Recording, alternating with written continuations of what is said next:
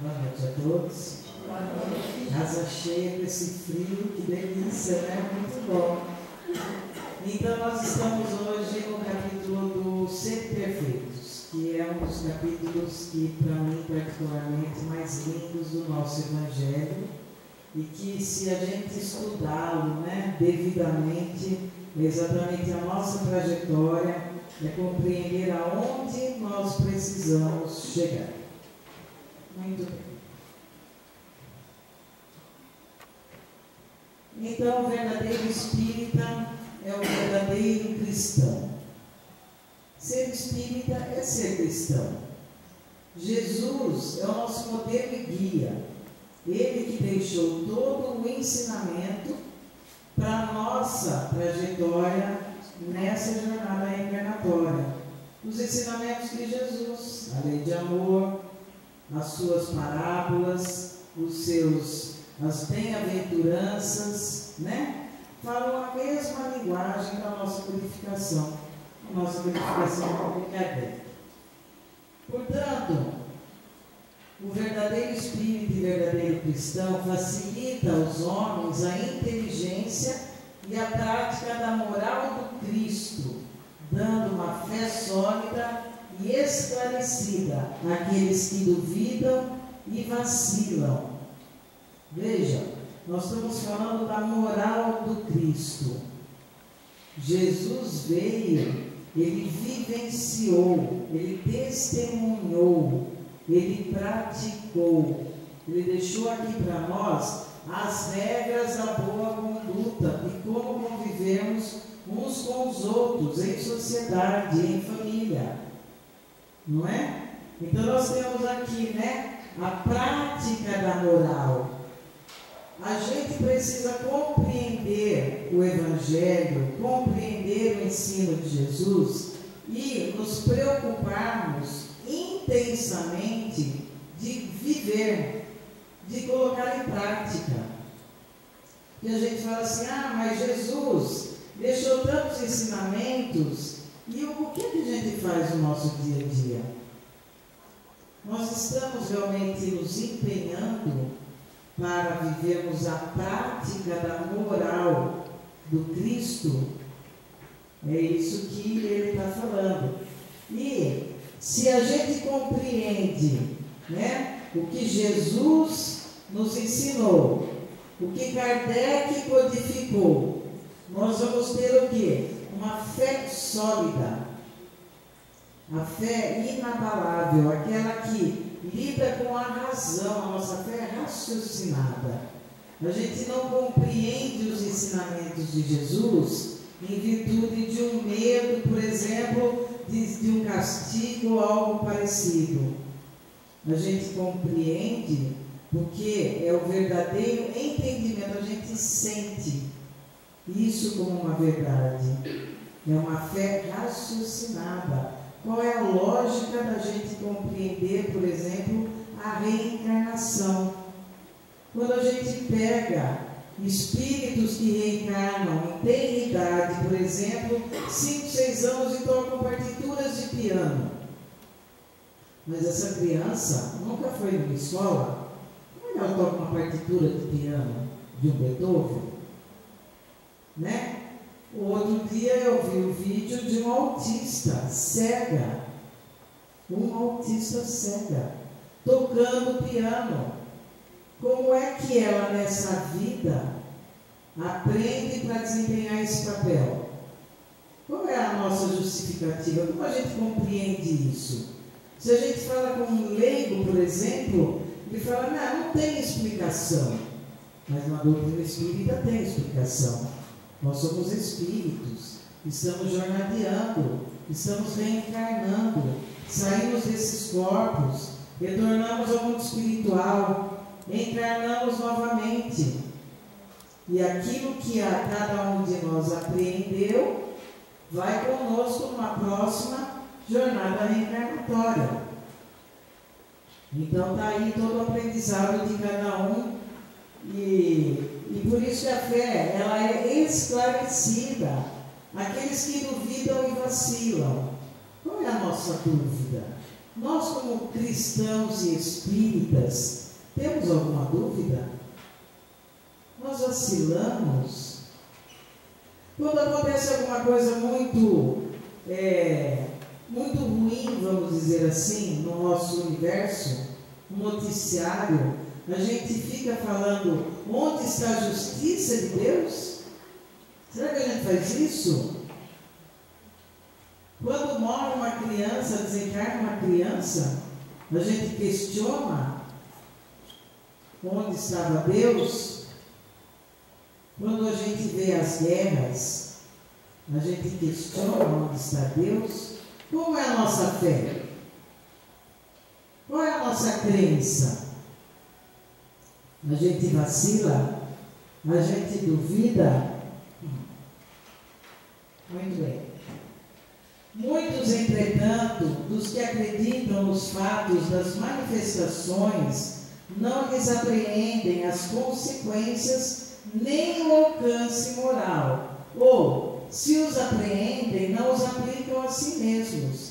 Aqui atribuir a isso a alguma falta de clareza da doutrina? Não, pois que ela não contém alegorias nem figuras que possam dar lugar a falsas interpretações. Aqui Kardec está falando para nós sobre os médiuns, sobre a mediunidade, sobre a responsabilidade que cada um de nós tem ao se dizer espírita. Não é? A gente compreende só porque somos médiuns, e todos somos, isso não é privilégio. Tem os médios de arrepiação, não tem? Tem algum aí? Né? Tem os que ouvem, os que sentem, os que cheiram, né? Os que veem. Quantos tipos de mediunidade nós temos? Tem gente que entra no ambiente e já sente o ambiente. Isso é uma mediunidade? Sim. Uma intuição? Uma mediunidade? Sim. Né? Mas a doutrina não foi clara? Foi clara. O grande problema é que a gente se acha, então, nós temos a mediunidade, mas como é a moral desse médium, de nós médiuns? Há pouco tempo atrás foi divulgado um caso muito triste de um médium muito famoso, muito conhecido, e que foi condenado. Olha que triste. O que foi feito dessa mediunidade? Qual o compromisso moral para ele testemunhar e vivenciar a sua mediunidade, prejudicando um outro ser humano, só porque ele era médium? Onde está o compromisso moral? E é por isso que nesse capítulo os bons espíritos e os bons espíritas, nós temos que compreender esse ensinamento, porque a responsabilidade de sermos espíritas é muito grande. Muito bem. Se a gente então compreende que somos cristãos, os princípios básicos da doutrina espírita, e que são muito poucos aqui, que só para a gente pensar um pouquinho, sobre a existência de Deus. Compreendemos a existência de Deus? É uma fé realmente em nós? Nós vacilamos, temos dúvida? Como a gente entende Deus? Ele vai nos punir? Ele é amor? Que Deus é esse que a gente se relaciona só para pedirmos coisas? Que Deus é esse que a gente conversa nas nossas preces? Como a gente se relaciona com Deus? A gente olha o universo, compreende Deus? A gente olha nossos semelhantes, compreendemos Deus? A gente olha a si próprio e compreendemos Deus?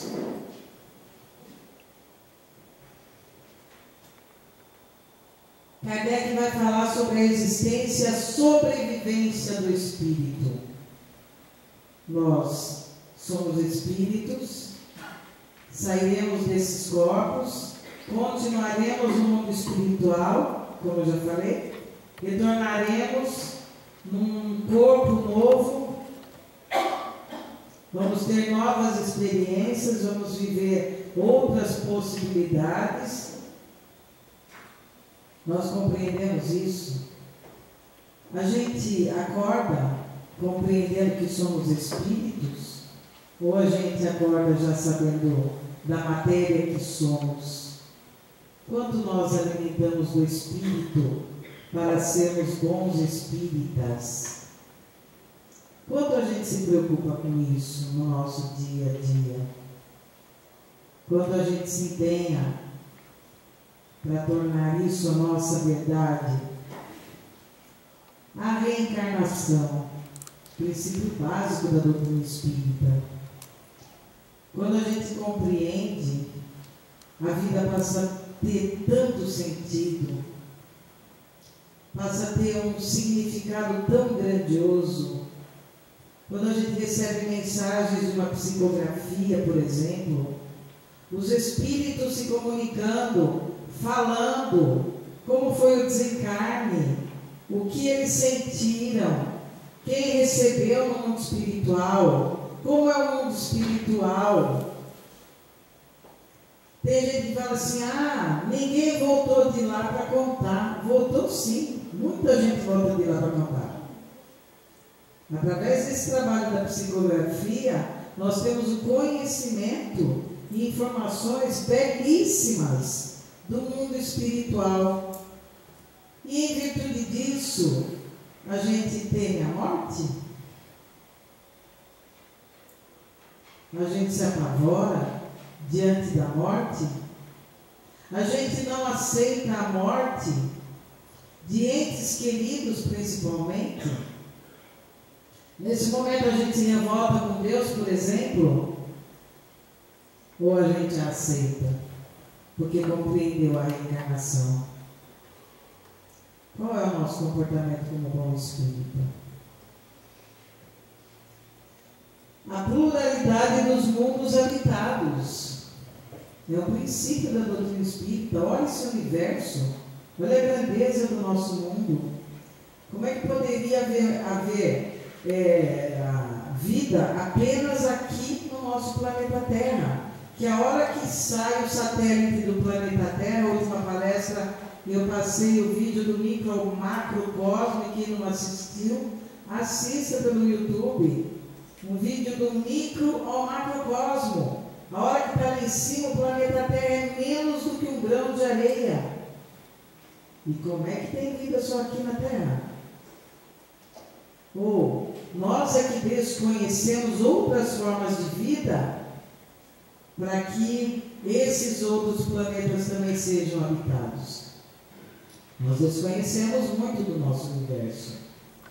E a comunicabilidade dos espíritos. Sim, os espíritos se comunicam através da psicografia, como eu já falei. Se a gente está sentado aqui e sente alguma outra vibração, um cheiro, né? Tanta gente fala, nossa, eu parece que estou lá na minha casa, sinto a presença do meu pai, da minha mãe. É possível isso? Claro, claro que é possível. Né? Porque os espíritos se comunicam. Só que dentro da nossa mediunidade, às vezes a gente não tem a evidência para compreender essa comunicação. Mas um médium vidente vai realmente comprovar essa comunicabilidade dos espíritos. Muito bem. Portanto, a mediunidade, como a imortalidade da alma, que nós vamos compreender? O homem é essencialmente um espírito imortal.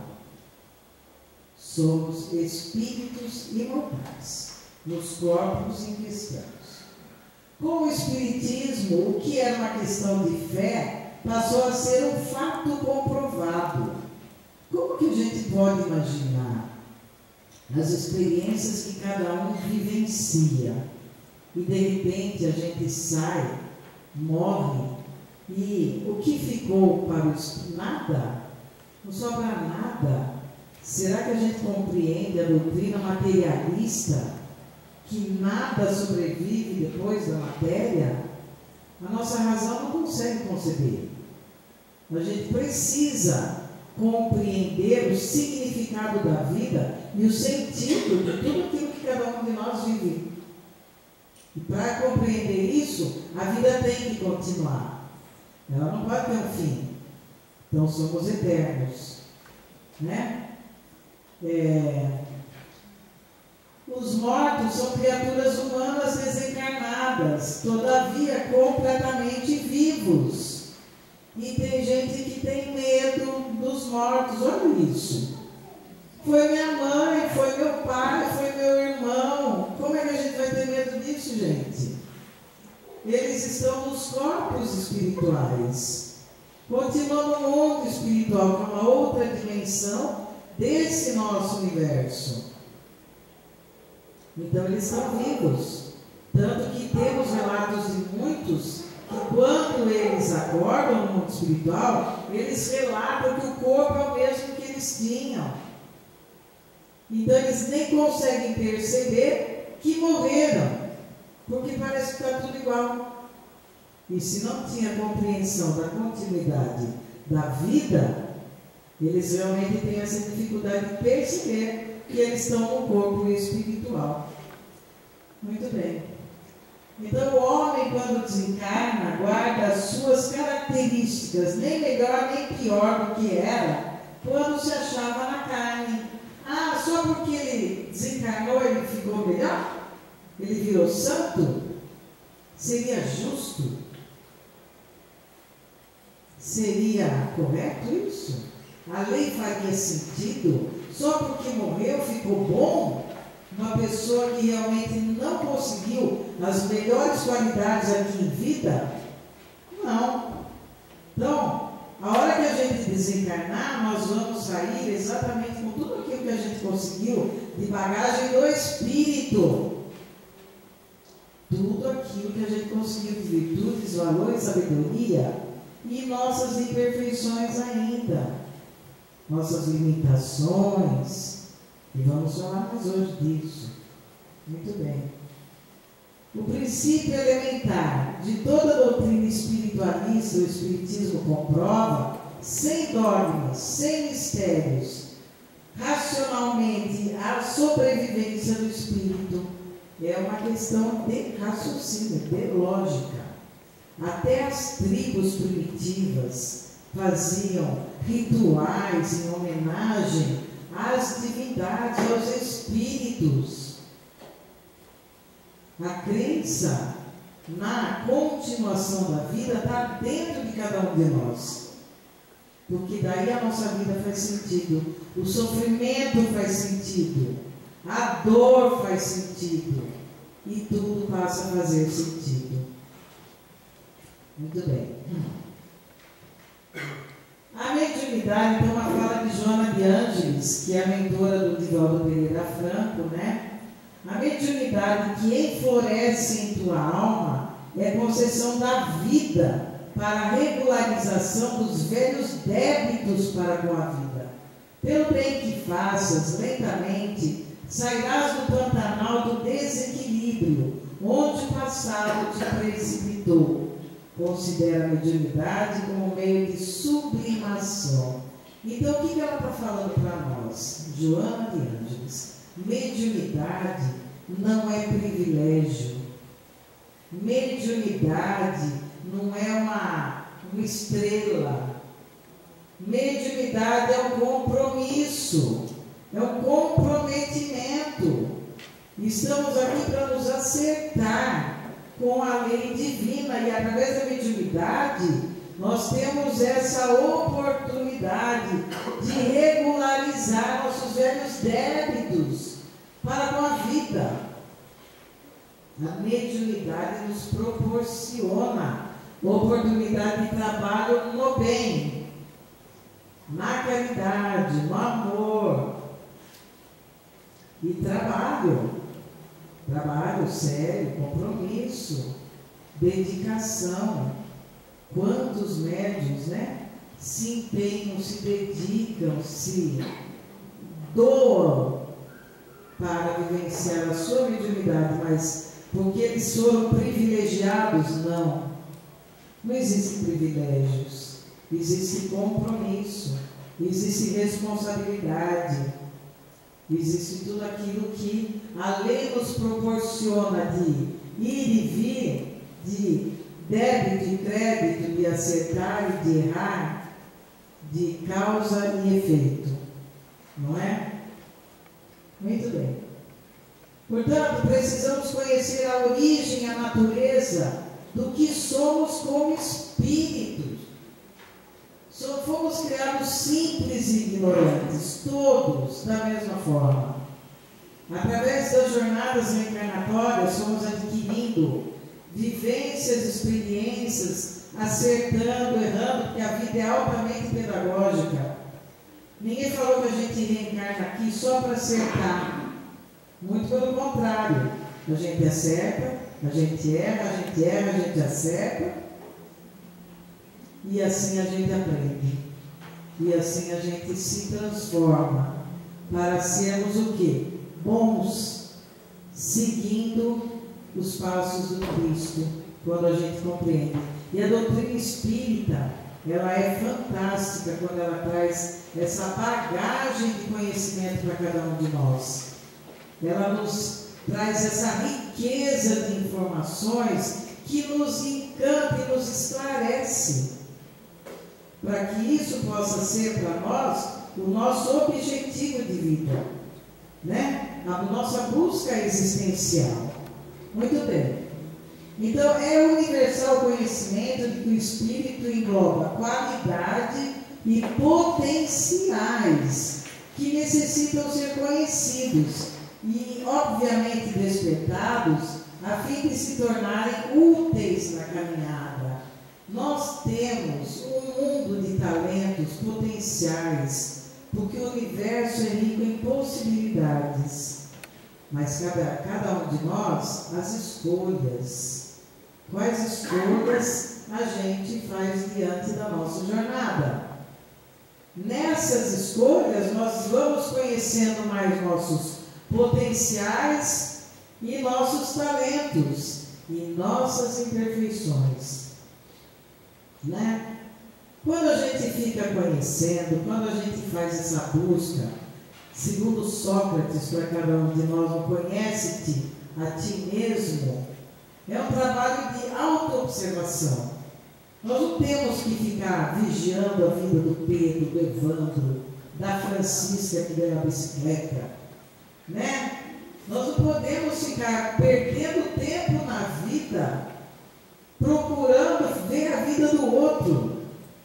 Por quê? Se a gente perder tempo, a gente está perdendo a oportunidade de trabalhar a nossa imperfeição, os nossos potenciais. E hoje, para a gente perder tempo, é a coisa mais linda do mundo, né?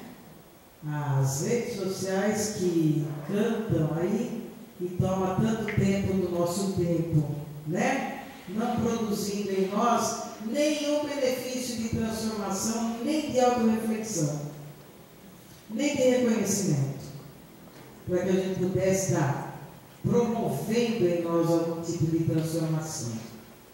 Muito bem.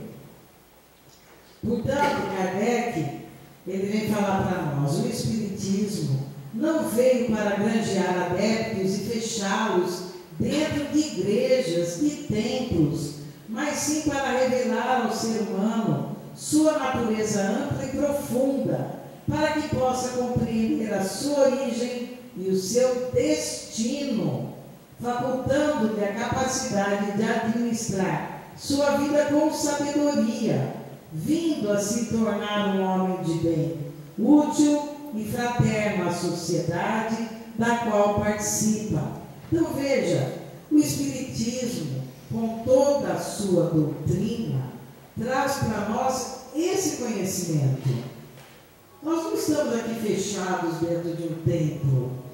Nós estamos aqui refletindo, pensando qual é o verdadeiro sentido, aonde a gente compreende a nossa origem e o nosso destino, sede perfeitos e onde a gente precisa chegar. Nossa, mas vai demorar o negócio, né? Porque a gente tem alguns probleminhas. Sim. Nós temos alguns probleminhas. Então chegaram para a doutora Bezerra e falaram assim: mas doutora Bezerra, como é que eu posso me considerar espírita, perdão? Porque eu tenho raiva, eu tenho ciúmes, tem hora que eu quero brigar, eu sou impulsivo, tem hora que eu chuto o pau da barraca, eu falo coisas que não deveria falar, depois eu me arrependo. E o doutor Bezerra vai olhando o discurso desse homem, né? Ele vai olhando o discurso, tinha que ligar assim. O doutor Bezerra, olhando o discurso desse homem, fala assim, e o homem pergunta para ele: como é que eu posso me considerar bom espírita? Daí o doutor Bezerra fala para ele: mas eu sou igualzinho a você. Eu também sinto as coisas que você sente. Eu também cheguei a fazer coisas que você está falando. Mas tem uma diferença. A partir do momento que a gente conhece a doutrina, você fica mais atento. Você vai controlar um pouco mais sua raiva. Você vai perceber a hora que vem aquele negócio, né? Que a gente tem vontade de soltar e a gente se controla. E a gente agora se preocupa em ir pelo caminho que é contrário realmente a tudo aquilo que a gente já se identificou em nós. Sabe por quê? Nós somos seres humanos. E o ser humano é o vir a ser. Nós não fomos feitos perfeitos. A nossa origem, como Kardec fala, nossa origem é a imperfeição. Se a gente se acha perfeito, ou aquele que fala tudo que eu tenho que fazer, tudo perfeito, precisa rever esse conceito, está equivocado. Nós não somos seres perfeitos. Nós somos seres imperfeitos. No vir a ser. Amanhã a gente vai ser um pouquinho melhor. Depois de amanhã podemos ser um pouquinho melhor. E assim sucessivamente. Essa foi a nossa origem. Mas e o nosso destino? É ser perfeitos. Está longe? Sim. Nessa encarnação? Não. Muitas encarnações? Sim. Sim. Mas e se a gente começar hoje? E se a gente começar agora? Se a gente começar amanhã? Ah, mas tem tantas vidas pela frente. Vamos deixar para a próxima encarnação. Podemos? Sim, podemos. Mas e se a gente sabe qual é o nosso destino, a gente não vai querer chegar lá? A gente vai ter alguma dúvida? A gente não vai se empenhar mesmo? Olha o que a doutrina está falando para nós. Esse é o caminho. A gente nem vai se preocupar com isso. Portanto, o ser perfeito, né? O nosso dever e a virtude. É sempre a gente falando com a gente mesmo. Muito bem. Então, mais um trechinho aqui do Evangelho dos Bons Espíritas. Nós podemos classificar como verdadeiro e sincero espírita aquele que já se encontra em um grau superior de progresso moral. O espírito que domina mais completamente a matéria possibilita-lhe um melhor entendimento do futuro. Os princípios doutrinários fazem vibrar nele as fibras que nos outros permanecem mudas. Numa palavra, ele é tocado no coração. E além disso, sua fé é inabalável. Portanto, reconhece-se o verdadeiro espírita pela sua transformação moral e pelos esforços que faz para dominar suas más inclinações. Nós não estamos lá em cima ainda, a gente não tem o controle sobre a matéria. Muitos de nós somos dominados, inclusive, pela matéria. Tanto que tem gente que põe o dinheiro na frente assim e fala assim para o dinheiro: vamos ver quem é que manda. Se sou eu que mando no dinheiro, o dinheiro que manda em mim. Não é? Nossas más inclinações. Reconhece-se o verdadeiro espírita pela sua transformação moral. Quer dizer que se a gente não se empenhar nessa transformação moral, o que é que nós estamos compreendendo da doutrina espírita na nossa vida? O que é que a gente está fazendo com a gente? Como é que nós estamos vivendo os espíritos que somos? O que a gente está entendendo? A doutrina é muito clara. Ela não tem rodeios. Ela é objetiva. Ela é raciocinada. Né? Não dá para ter dúvida. Kardec é muito claro.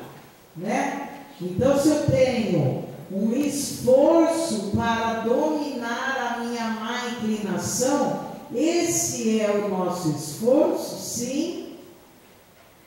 É um esforço, por isso que uma das faculdades do Espírito chama-se força de vontade. Tem que ter força de vontade. Mas eu tenho que ter força de vontade para quê? Será que, vamos lá, Pedro, somos pacientes? Não, mas eu me esforço todo dia para ser. Hoje meu marido não está aqui, não posso falar dele. Né? Eu só falo para estar presente. Paciência, eu tenho que me esforçar para ser paciente, para convivermos uns com os outros, gente. Sim ou não? Sim. Sim. E se a hora que a gente ouve alguma coisa que não gostou e que de alguma forma nos afetou, por que será que nos afetou? O problema do outro é o problema meu? Eu. Porque se não me afeta, está tudo certo. Né? Agora, se fala alguma coisa e a gente não permite que isso realmente eu vou tirar limpo, né? Eu vou revidar. O Chico fala que só amor merece revide. O resto é perda de tempo. Perda de tempo. Será que nós vamos entender isso para sermos bons espíritas? Né? Olha, posso alongar. Vamos lá. Aqui é sobre os passistas, mas é para todos, viu, gente? Uma fala linda de Emmanuel. Espírita deve ser o teu caráter. Ainda mesmo te sintas em reajuste depois da queda. Espírita deve ser o nosso caráter. É uma escolha de vida. Nós vamos seguir o caminho de Cristo. E Cristo tinha caráter? Claro.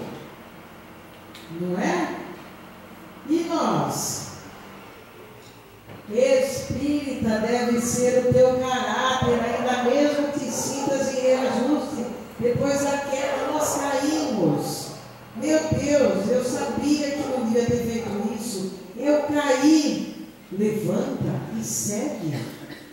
E se acerta. Muda. Faz diferente. Mas espírita deve ser o nosso caráter. Nosso caráter aonde quer que estejamos. Em casa, na rua, no banco, no trabalho, nas escolas. Caráter deve ser o nosso nome. Eu vou jogar o meu lixo, o lixo está transbordando. Eu jogo, ele cai no chão. Eu não me incomodo porque caiu no chão, ninguém viu. Mas eu vi. E é isso que conta. Eu vi. É isso que pesa. Nós dormimos com a nossa consciência. Nós dormimos no travesseiro todas as noites conosco próprios. E como está o nosso caráter? Bom, desculpa. espírita, deve ser a tua conduta, ainda mesmo que estejas em duras experiências. Quem falou que ia ser fácil? Quem falou que a gente estava aqui no planeta Terra em turnê reencarnatória? Só para diversão, só para farra dos instintos, só para desregramentos de conduta? Não. Nós estamos aqui no grandioso aprendizado do Espírito. E a conduta, assim como o caráter, deve ser a prioridade da nossa busca. Como é que a gente está se relacionando com aqueles que estão na vida conosco? Como é que a gente trata os mais próximos? Né? Como é que a gente trata o coletor de lixo da rua? Como é que a gente trata o juiz? É tudo igual? O juiz é mais importante que o coletor? Como é que a gente faz essa distinção? Né? Então, espírita deve ser o seu caráter, espírita deve ser a nossa conduta, espírita deve ser o nome do teu nome, ainda mesmo respires em aflitivos combates contigo mesmo. Espírita deve ser o nome do nosso nome.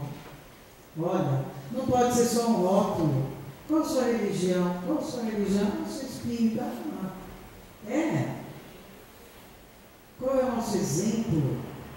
Como a gente atua? O que a gente pensa? O que a gente vibra no nosso universo? Então, os bons espíritas não podem ser só um nome. É o caráter, é a conduta, é o comportamento, é a fala, é o pensamento, nossos desejos. Agora ficou fácil, não ficou? Então é fácil falar, sou espírita, é muita responsabilidade, né, mano? Olha, séria coisa.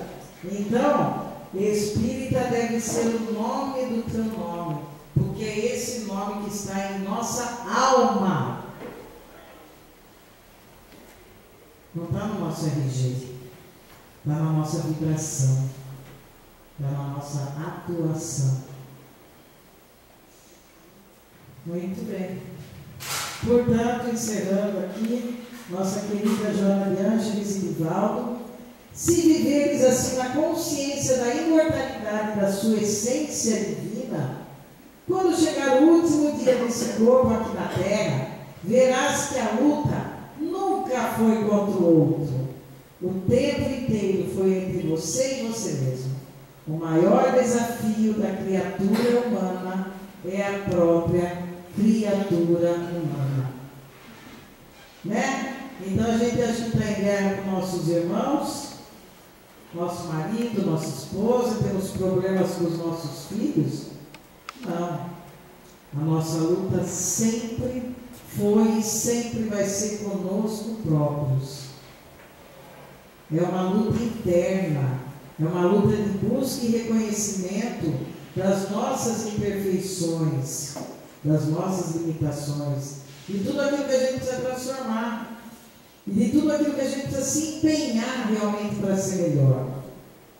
Porque a hora que a gente fala assim, então, nós estamos no caminho do Cristo, nossa, olha que beleza, a gente perdoa fácil? Não. A gente ama intensamente? Não. A gente tolera? Também não. A gente tem preconceitos?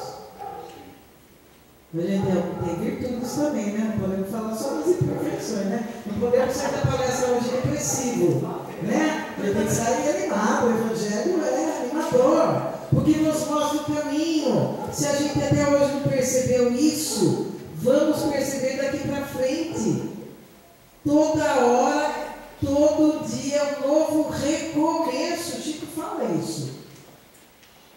Todo dia nós podemos recomeçar e ser melhores. Então é isso que a Joana está nos falando. Se a gente viver compreendendo que somos imortais, no último dia aqui, quando chega o último dia desse corpo, nós vamos ver que essa luta nunca foi com o outro, só foi com a gente mesmo. Então, tivemos problemas com os nossos pais? Possivelmente. Com nossas mães? Possivelmente. Com o vizinho, seja lá com quem for. Mas eu não posso usar esses argumentos para justificar aquilo que eu sou, sem transformar nada em mim.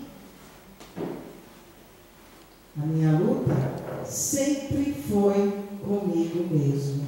E sempre será. Porque eu estarei comigo pela eternidade, vocês também. Como espíritos. Pela eternidade. E lá a gente vai ter a consciência do que nós fizemos nessa jornada reencarnatória. Aquilo que nós deixamos de fazer. Aquilo que nós deixamos de viver. E isso dói na alma. Porque é um tempo precioso que a gente poderia ter aproveitado para ser melhor, para deixar o nosso mundo melhor, para ser testemunhos para aqueles que convivem conosco, sendo melhores. Esse é o tesouro da alma, que os ladrões não roubam e que as traças não roubam, e que estarão conosco pela eternidade.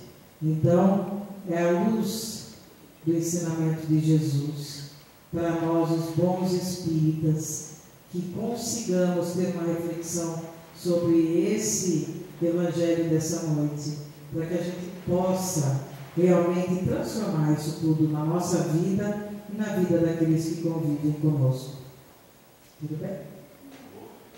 Muito obrigada, gente. Boa noite. Fiquem em paz.